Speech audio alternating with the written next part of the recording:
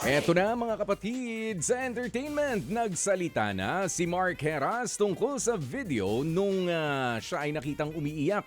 Ayon sa bad boy ng dance floor, umiyak siya dahil sa personal na problema. Pero hindi niya na binanggit kung ano ito. Ang paalala ni Mark, huwag gumawa ng kwento para lamang sa content. Nilinaw rin ni Mark na may project siyang ginagawa at hindi totoong umiiyak siya dahil wala siyang trabaho. Isinugod po sa ospital si Optimum star Claudine Barreto matapos daw pong maaksidente sa gitna ng taping. Sa post ni Claudine, sinabi niyang tumama ang kanyang ulo, likod at balakang nang bumaksak habang nagsushoot ng eksena sa Totoy Bato. Bagamat iniinda ni Claudine ang sakit, nasa maayos po naman daw siyang kalagayan at nagpapagaling. Bago yan, ipinost pa ni Claudine ang kulitan sa Totoy Bato set kasama si Kiko Estrada. Si Claudine ay gumagana bilang Diamond na tita ng bidang si Totoy. Gabi-gabi pong napapanood ang Totoy Bato. Tuwing alas 8, sa TV5. Ayan, nakita ko yung pictures nito, Manong Ted.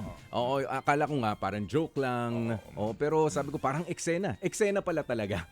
Eksena doon sa Totoy Bato. Pero kapag ka talaga medyo umiidad ang tao, ayan, no?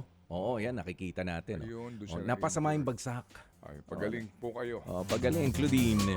Eto naman, payag na si Queen Mother Carla Estrada sakaling magdesisyon na mag-settle down na ang anak niyang si Daniel Padilla. Ilang beses nang naispatan si DJ na kasama si Kyla Estrada. Sabi ni Carla, anumang desisyon ni Daniel sa buhay niya, hands off na raw siya. Responsable na daw ang kanyang anak. Proud naman si Carla na nasa ibang chapter na ng kanyang career si Daniel at nakasurvive sa post-love teen era sa kabila ng matinding pambabash. Pasok po sa lineup ng streaming platform na Netflix ang 7 original na Filipino content. 7 world-class titles ang ipalalabas sa platform. Ang 18th Rose na nina Cyril Manabat at ni Kyle Echari. Opo, ganito rin po yan. Ganito, ganyan, ganoon nina Jody Santa Maria at Agot Isidro. Ang Balaraw nina Janine Gutierrez and Charlie Dizon na isang horror thriller movie.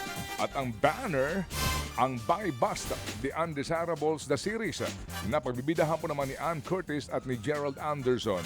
Hiyawan din po ang marami nang i-anunsyo ang TGIS reunion sa anthology show na Paskong Pinoy.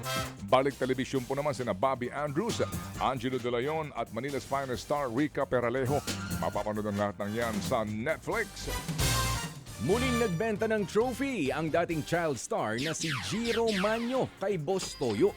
Ibinenta niya ang kanyang kauna-unahang award bilang Best Child Actor para sa pelikulang Bagong Buwan. Inilabas ang pelikula noong taong 2001 kung saan co-star niya rito sina Cesar Montano at Jericho Rosales. Inalok niya ang presyo ng trophy sa halagang 500,000 pesos pero pumayag siyang bilhin ito ni Boss Toyo ng 75,000 pesos. Kapresyo ng pagbili noon ni Boss Toyo sa Gawad Urian Best Actor Trophy ni Jiro noong 2024. Napanalunan niya ito para sa kanyang performance naman sa 2003 movie na Magnifico. Mga kapatid, brothers and sisters, saan ka pa? Dito na tayo sa totoo. Dito na tayo sa True FM. Mga kapatid, mag-subscribe and follow po kayo sa social media accounts ng True Network PH. Yan po kami, hanapin nyo lang True Network PH, Facebook, Instagram, YouTube, TikTok, and podcast. Mapa Apple or Spotify man yan, mahahanap nyo kami. Lahat ng mga napapanood at napapakinggan nyo po sa programa, nasa social media accounts namin yan. So paano mga kapatid? See you sa social media!